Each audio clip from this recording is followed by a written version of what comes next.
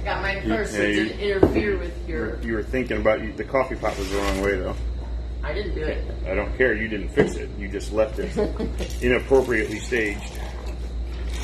I did that for you, so you would have something to complain about. Thanks. I appreciate your efforts. All right. Good freaking muggy Monday morning to you. Liz, you didn't get my last time I tried spot ready. Last time I tried to do this, I got in trouble. Yeah, I know. That's why I wanted you to do it, so that if it gets forgotten about, it's your fault, not my fault. Sounds about right. Paul, good morning. Gordon, good morning. Freaking name tag. Is this the first time you look good. in a mirror in the morning? I mean, it's not a mirror, but... I mean, it's... You're always adjusting. Is it? It's a mirrored image. Oh. So do you call this a mirror? I don't think so. I mean... What is a mirror? Hey, Google. I don't know. Hey, Google. Welcome to Monday. Oh, sorry, I just screwed up her Hey Google. Okay. Welcome to Monday, and yeah, it's thick outside. Technically, that's a mirror. Okay, I can believe it. It says a mirror or looking glass is an object that reflects an image. Is it reflecting? I mean, I guess. Now we gotta. It is, because there's a camera, so that camera is definitely reflecting an image on itself, but then it's displaying that image. Yeah? So it's, because it's not direct, because see, there's a delay, right? There's definitely a delay. Yeah, so it's not the image itself. Man, now it's weird. Okay, anyway. You see why I overthink things. Oh my goodness. Go down a rabbit hole. Conversations that we can have. Me and Angel were doing this weekend. It was great That's so awesome. to You guys drive are doing her deep into the freaking rabbit holes of chaos that we go into often. Awesome. Angel was like, wait, what? It was funny. So here, real quick, I want to show you. We're actually going to do the inventory stuff real quick today. Oh, like real quick. So look, you went the wrong way, so it must be. I know we have stuff on the walls and in the cases and on the shelves. Okay, boom, done. We have stuff we want to talk about today, and we got on here late because we were having conversations with the boss, and we can't just walk away from the boss. So all of a sudden we're like, holy crap, we're supposed to be doing live 15 minutes ago. And my name tag is still crooked. How is this happening to me? I'm telling you, it's because it's the reflection's fault. Anyway, we've got some stuff we want to talk about. First up, if you saw in the description, we have Fieldcraft Survival coming out this weekend. All right, so either in the shot or out of the shot, again. not half the shot. No, I can't. See the problem? I need an armrest. Let me get closer. Wait, I don't want to get that close. That's weird. Here we go. Put my arm on the couch. I could stand right there and you could picture my... Anyway, holy crap. Why do you guys watch us? I don't know. This weekend, not right now, Fieldcraft guys, because they're going to be watching this. They're watching this, going, "Why are we going to this facility? This is not going to be good." Anyway, Casey Hildreth from Fieldcraft Survival will be out here this weekend. I'm pretty sure it's him.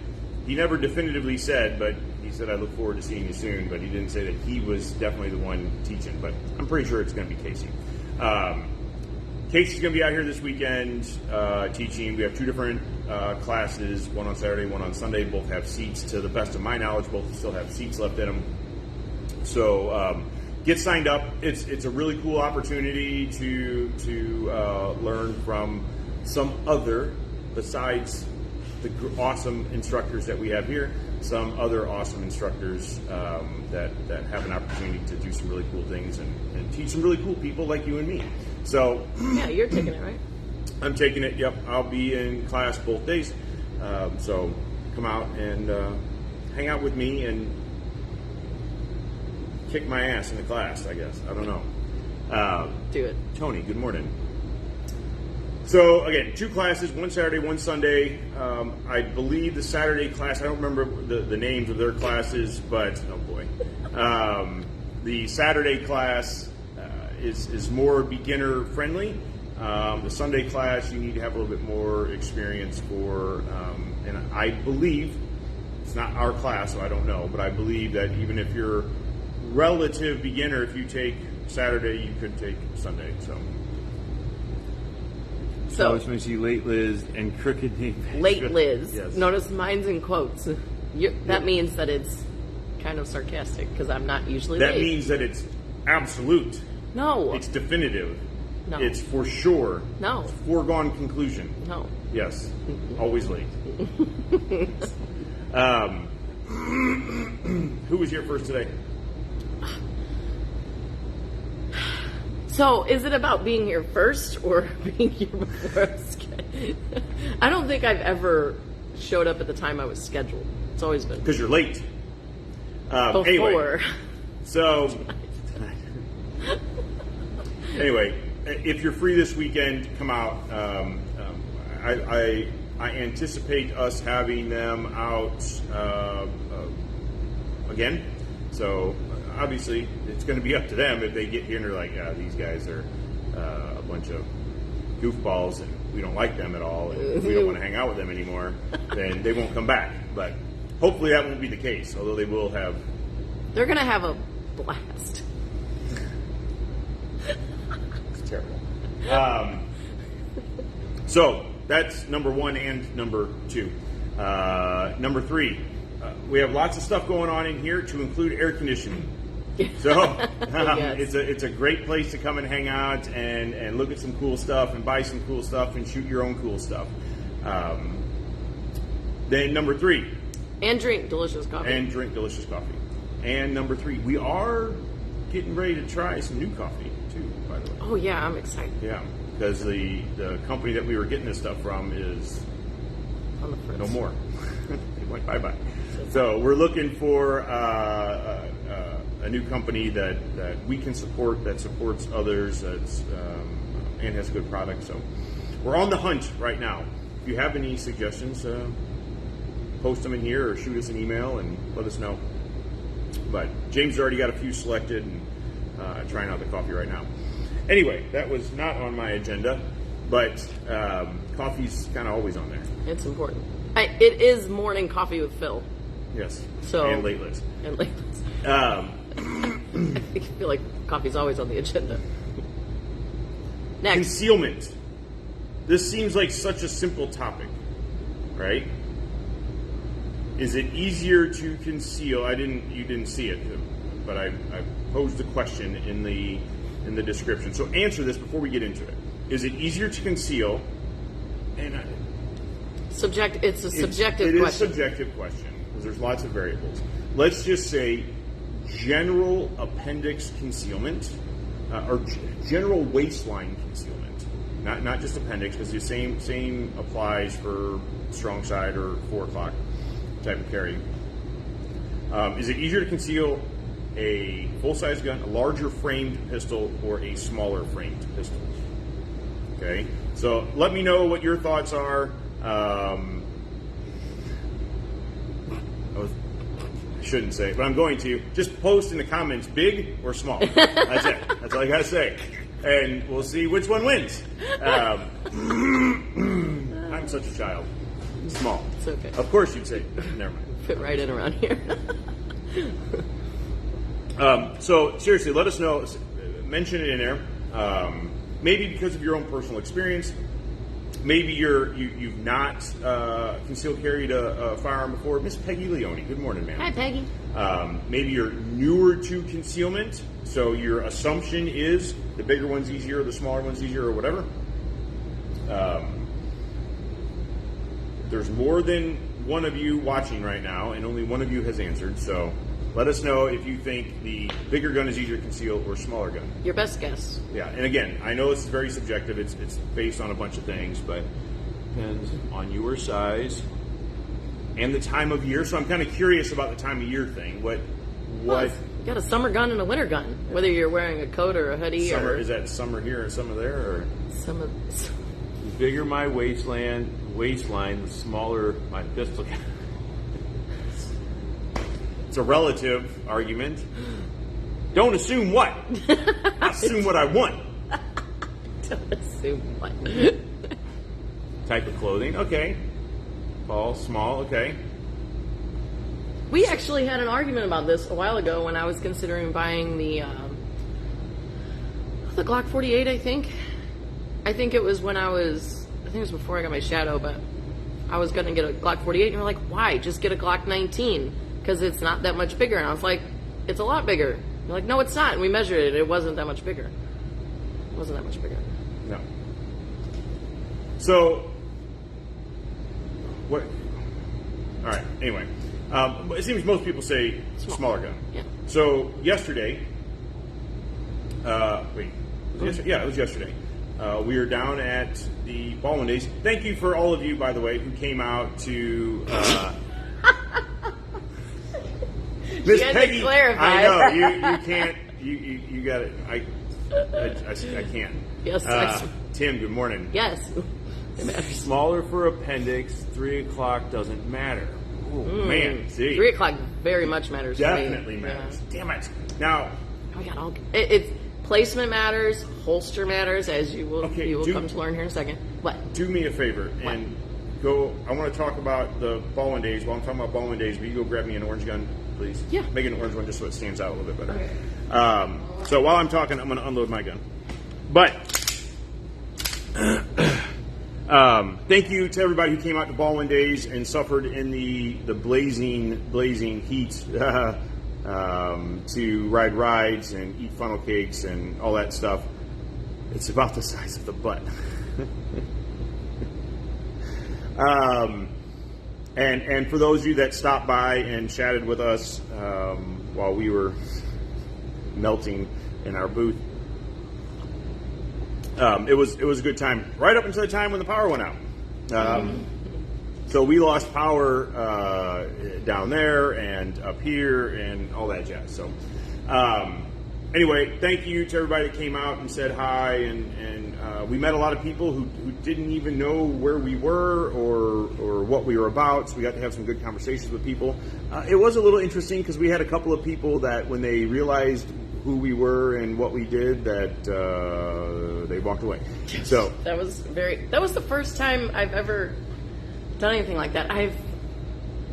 I've tried to get people's attention as they're walking by to try to sell them something before. I've been that person before. Not that we were trying to do that. That was not what we were trying to do. But to ask somebody randomly, especially in Baldwin, I guess, if they're interested in shooting a gun, or if they ever shot a gun before, or hey, did you know that we're a shooting range? They're like, wait, that's what this. Oh, yeah. So it was very interesting to see the dynamic of people that do and do not have a thing for it. So. Yeah. So anyway, thank you to everybody that came out. Now let's talk about concealment. So we asked the question, which is easier to conceal, bigger versus smaller? Most of you said smaller. Some of you said it depends on a couple of different variables, and we get that. Yesterday, we're at Baldwin Days, and Liz is down there talking with Angel, and they're talking about, heat and conceal carrying and all this stuff. And Liz is like, I was trying my damnedest to carry a 365, right? Yeah, 365. And I just couldn't conceal it. Shorts and a t-shirt, nothing crazy, but it's summer, so it's lighter weight clothing. Miss Elizabeth, good morning. Hi, Liz. And which can add some complexities to concealing, because it's usually tighter fitting, it's thinner material, you're sweating, so it's sticking to you and all that sort of thing. I didn't even realize, she's talking about this, and it was just the gun was leaning out, you could easily see it and all this stuff. And then she said, so instead of carrying that, I carried my Glock 34. This is a Glock 17, okay? Glock 34 has a longer barrel, same size grip. On her, who's mucho smaller, that's real words. And I didn't know it. I had no idea. So in this case, and in most cases, it's actually easier to conceal a full-size gun. Why? Okay, so one thing I want to bring up is that my pants, and I would venture to guess, most women's pants on average are higher waisted. So this could be a male versus female thing sometimes. Just depends on how high you carry your gun. I tend to carry mine a little higher. You carry yours on your hips, so like his gun is actually pressing up, I'm assuming, against your hip bone right there, right? Mine doesn't, unless I wear my pants very low, and women's pants these days are not low cut anymore. They used to be back in the 90s, but now they're like up here all the way, so I have to carry my gun much higher. Women's pants for carrying a gun is ridiculous. I would love anybody that wants to make pants for women that carry guns with functional pockets. I'm in. Let me help you. Just do it. Just do it. You do it. No, we don't do no. Anyway, so because of the higher waisted pants, it's a little softer up here. I don't have my hip bone to push against my muzzle to keep the grip inward. So a smaller gun for me is harder to carry because of a keeling issue. So right now I'm actually carrying my 365. I don't know if you can really tell because of the shirt, but like this is floppy. So this is floppy, and my belt's pretty tight, and it's a gun belt. I mean, I could go tighter, but then I'm like, can't breathe. And if I want to eat anything, I'm gonna have to loosen it anyway. But even just tightening it up, it's still pretty loose and goose. Loose and goose. Loose and goose. Loosey goosey, loose and goose. For your next English lesson. So I want to talk about when she says keeling. This is what she's talking about. Good point. Is on a gun, on a smaller gun, when it's going inside your waistband, inside a holster. Okay, so my holster, my belt would line up right about here. So there's a lot of holster underneath of my belt line. On a smaller gun, there's much less holster, right? It would still go in your belt just as far, but there's much less holster sticking below your belt, which means there's more weight because of ammo in the grip up high than there is down low, so the gun wants to tilt out, okay? And it can really complicate carrying a small gun. Yeah. When you have the larger framed gun and you have more of the keel of the boat, of your gun, under your belt line, it helps balance it out. The gun sits more flat, typically. Obviously, there's all sorts of other variables, but if everything else is equal, the larger framed pistol is going to sit better. And this, I think, has become more prevalent with high capacity tiny guns, simply because there's more ammo, more weight in the grip, right? When you're looking at something like a Ruger LCP that's an itty bitty gun and it has 6 rounds in it, that's not as big of a difference. When you've got a P365 with 12 or 13 or 14 rounds in it and the muzzle is here, but it still carries the same amount of weight in the grip, it's going to have a higher tendency to stick forward. I think I agree with that for the most part. However, even my 365 here is a small all-around gun. But how much ammo? 10 rounds, right? 10 rounds, yeah. Yes. And it is still one of those more capacity tiny guns. However, I think a lot of it is because you can't put the holster the gun in the holster any deeper. Yeah, because you have to be able to get a grip and you have to protect your trigger. So you have to have a decent amount sticking up, and the shorter the barrel, then the less you have below the pants, like what you were saying. So, and I've even experienced this with, I have a Glock 43 as well, and I was able to conceal it easier in a Glock 48 holster because there was more holster down in my pants to keep, even though the barrel didn't fill it, which is fine.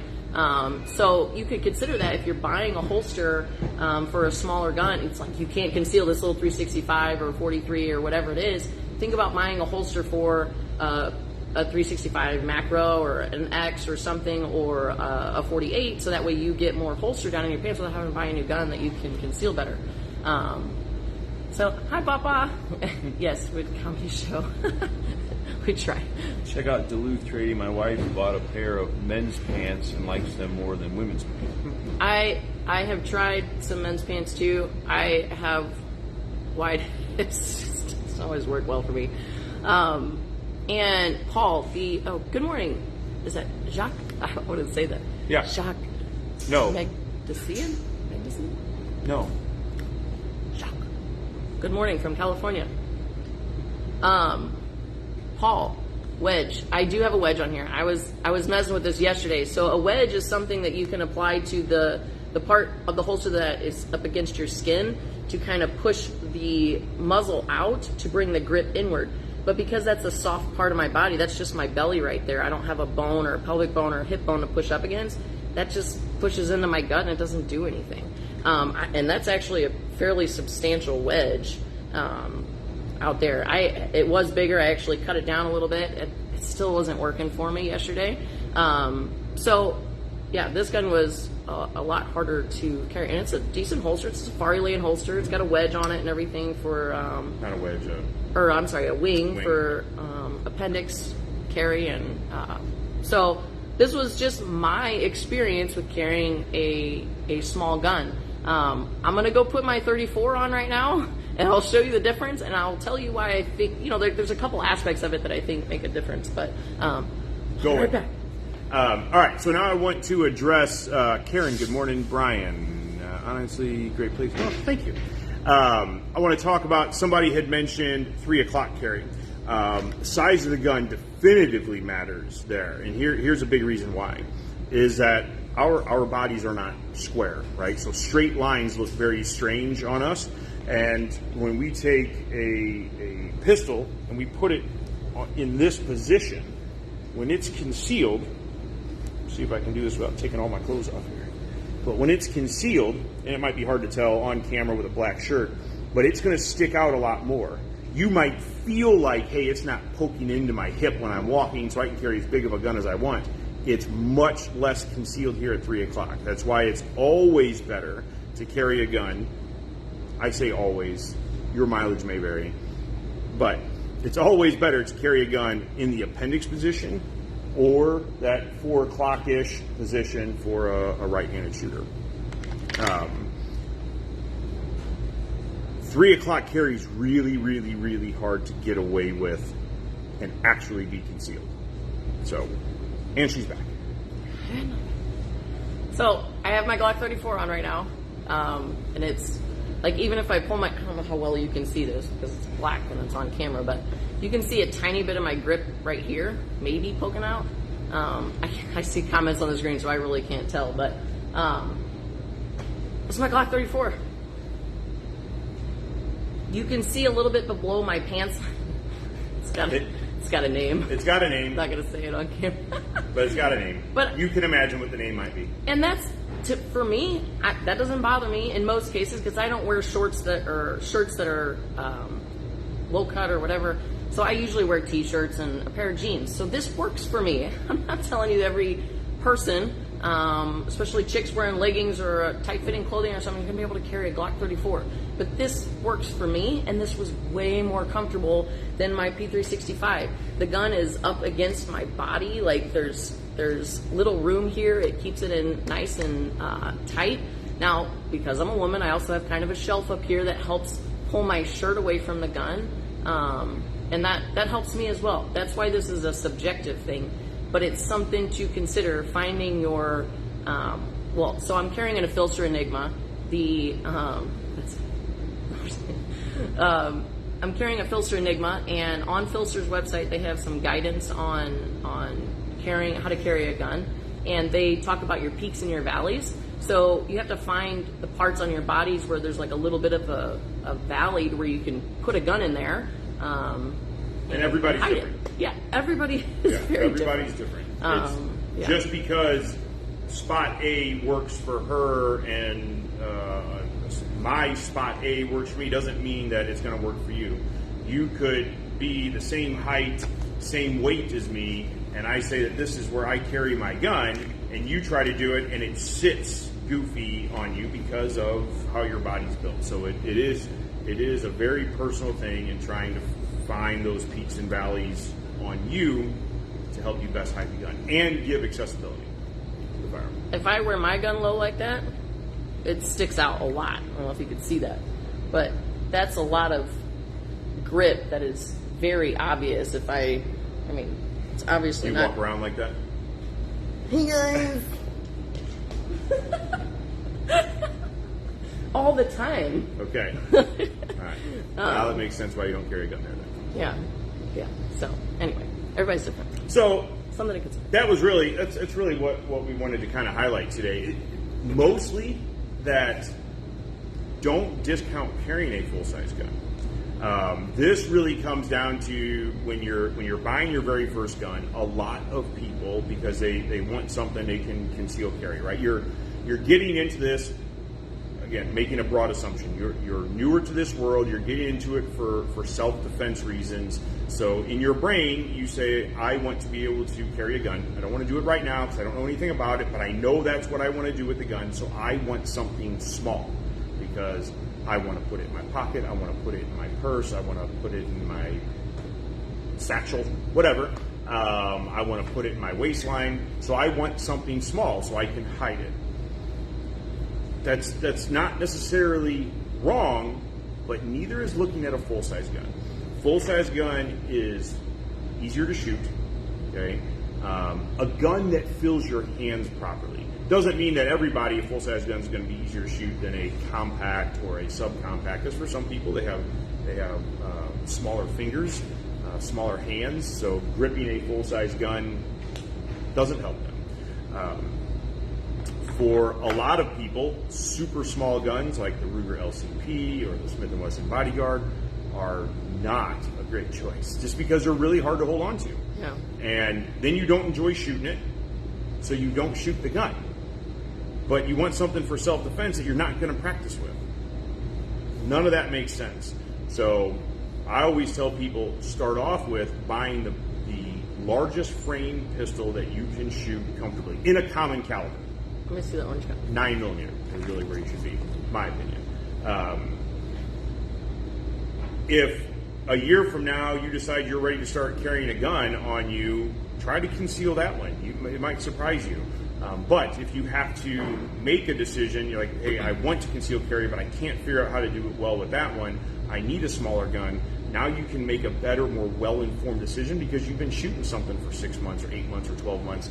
So you know what you have to have, what you missed when you bought this one, and what you can do without. You can make a more well-informed decision about a compromised tool. Okay? Sure. And considering the size of the gun and how, think like, oh, I have small hands or whatever the case is, this is a Glock. People love or hate these things, mostly because they're grips and they're, square and blocking, all that stuff. But if you're considering a gun, get the biggest gun you can. That, again, considering the concealment things we just talked about. But this distance right here between the back strap and the trigger is what you need to consider.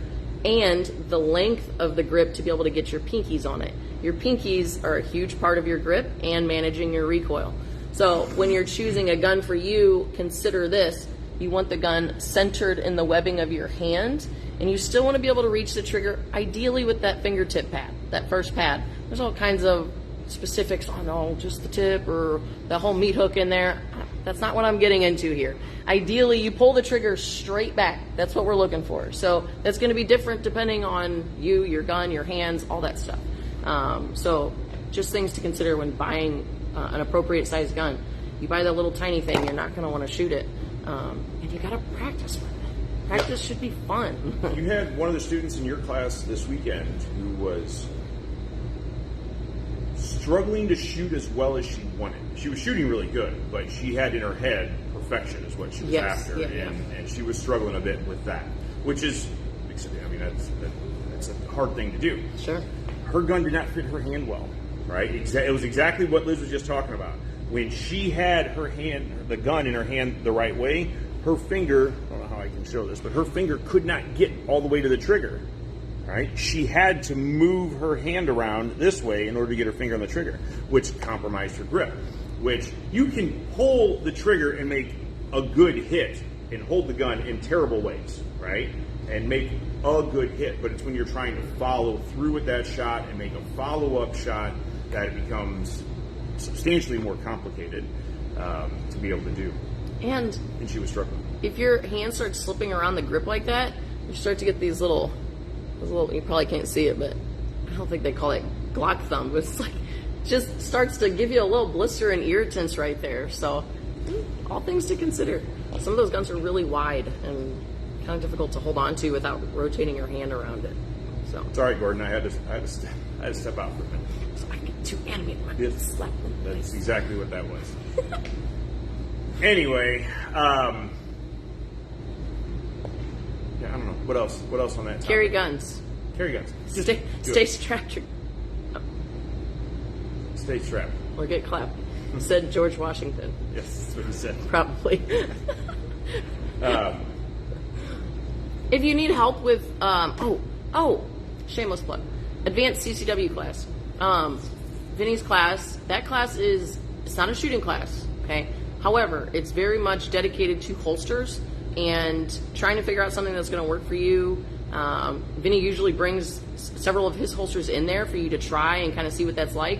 What we wanted to do was provide you an environment under instruction that you can try out different holsters. People want to carry in pockets or ankles or all kinds of ways. That's the class where you can come in with your holster, and then Vinny will give you guidance, or Vinny's primarily the one that teaches it, but whoever will give you guidance on how to draw from that holster if you must, or give you guidance on why that's a bad holster, and then crap, sorry Ben, got you in trouble. But that's an awesome way to figure out what's going to work for you with guidance. Private lessons are also great for that as well. So, yeah, I think people are hesitant to take that class because you don't shoot. oh man, but there's There's oh my much gosh. to learn Yes. without pulling the trigger. Pulling the trigger is the fun part. It's exciting. It smells good and it feels good and all that stuff. I understand that. But there is so much that goes into shooting that has nothing to do with pulling the trigger backwards. That is a very small part of being able to defend yourself with a firearm. And that advanced CCW class is a great gateway into that, to helping you understand. Like, the only way that I can carry a gun is on my ankle, and I guarantee you I can draw it fast enough to defend myself. Well, we'll put it to the test, and we will try it, and Yep. we will see what happens, and it will fail. And then we'll show unless you're you. Super Ninja. Yeah. And then we'll show you videos of, you can watch videos all day long that show you the precise reason why you need a good holster, you need training, and you need to have the wherewithal of doing it right, and practicing. So the clips on, good point. That's a fantastic point. So the clips on most holsters, so the Safari Lane holster that I've been trying out here has this, I'm assuming they call it like a J clip, but it hooks underneath my belt. That thing, it does not go anywhere. I absolutely love this clip. It takes a second for me to get it on, but I love it. And then the ones that you have on yours are I like those even better. So these are, I don't remember what they're called, but I forget what they're called too, but these are metal, but there's two of them here. But on the inside of them, there's like a little, I don't know if you can see that, but it kind of hooks up as well to grab onto your belt. And you can grabs a hold. Yeah, you can use these on pants without a belt sometimes. I wouldn't trust it, but if you had to in a pinch, I would be okay with putting this on my leggings or something, or my pants without a belt, because it'll actually grab onto the fabric. I would test it a bunch before you trust it, but these clips are really nice too. Some of the other clips that are just kind of plastic and they flex a lot and they just have like just barely a little hook, those I would maybe consider switching out. That doesn't mean that some holsters aren't fantastic. DCC, DCC clips. It doesn't mean that the holster can't be fantastic if you just switch the clips out. Sometimes, I don't know, maybe holster companies make, sacrifices on the clips for some reason, but you can buy clips and attach them to a lot of holsters, so that sometimes is an option. Those clips are important. If you pull out your gun and your whole holster comes out, this is not a good day. I was a die-hard loop fan for a long time. I did not like appendix holsters that just used a clip. I wanted something that looped around my belt and would snap into place, and that was, I just had too many times where I would go to draw my gun in practice and it would come off. And it was from cheap holsters, cheap clips, the very classic kind of want to go over and try to find one real quick, but just the big, fat, wide clip that's right in the middle of the holster. You know, you can get a holster for $25 that works for your gun. Yeah. And yes, it technically holds your gun and all that stuff, but those clips, they break, they don't hold up. But more modern clips. This thing has not failed me. I've got some on, you know, Crossbreed uses metal clips on their holsters. I like those. Some people don't like them because if you lean on something, you have a bigger chance of scratching something or whatever, which is true, but I don't care. Plastics have come a long way too. I really did not like plastic clips at all, but the more modern plastics have come a long way. So Yeah. I don't know why you're saying Bueller non-fits. Anyway, I think that's it for us. It's almost 9:30. We've been rambling for a while. So keep in mind, we have electricity again, so we'll be open at 10 o'clock this morning. So come out and hang out with us, 10 to 8, Monday through Friday, Saturday 9 to 6, Sunday 10 to 6. This Saturday and this Sunday, we have Fieldcraft Survival out here. Casey Hildreth from Fieldcraft Survival will be here teaching a couple of classes. We have, I don't know what we got going on for deals. I'm so twisted on what's It's going back on to right school, so we get, I think everybody, there's a discount on backpacks and now. Yeah, your kids bags left for and school this morning. safes. If you have kids at home, your kids left for school this morning if you're in the Rockaway district. So come out here and have a cup of coffee and then shoot your gun. Soak up some AC. And then the Angel benefit. So Yes, if you, Angel Benefit's going on the rest of this month, so another week and a half or so. $5. You get 5 shots at a 5 bullseye target, and you have a chance to win discounts on classes or even discounts on firearms. More importantly, you get to help support Angel, and yeah. So $5 donation minimum. You can donate $100 or $5. We don't care. $500. That'd be easier. $500 would probably just be easier. So just do that. Come out and hang out with us. It was good to see Angel this weekend for sure. yes, it will, Tim. It will feel good. Oh the yeah, AC downstairs. for sure. AC downstairs will feel fantastic. I tell my students all the time when they're, going like this when they walk into the classroom or the bay or something. I'm like, apologize. I work with polar bears. It's a good week to work with polar bears. It is a good week to work with polar bears. All right, you guys have a super awesome day. Please, if you need something, come see us. Shoot us an email. If you have a training question, you can shoot me an email, Phil at therangestl.com or Elizabeth at therangestl.com. If you have general firearms questions or inventory questions, just Facebook message or info at therangestl.com, and we'll help you out. You guys have a super awesome day. Stay safe, stay hydrated, be nice to one another, and we'll catch you soon. Later. Toodles.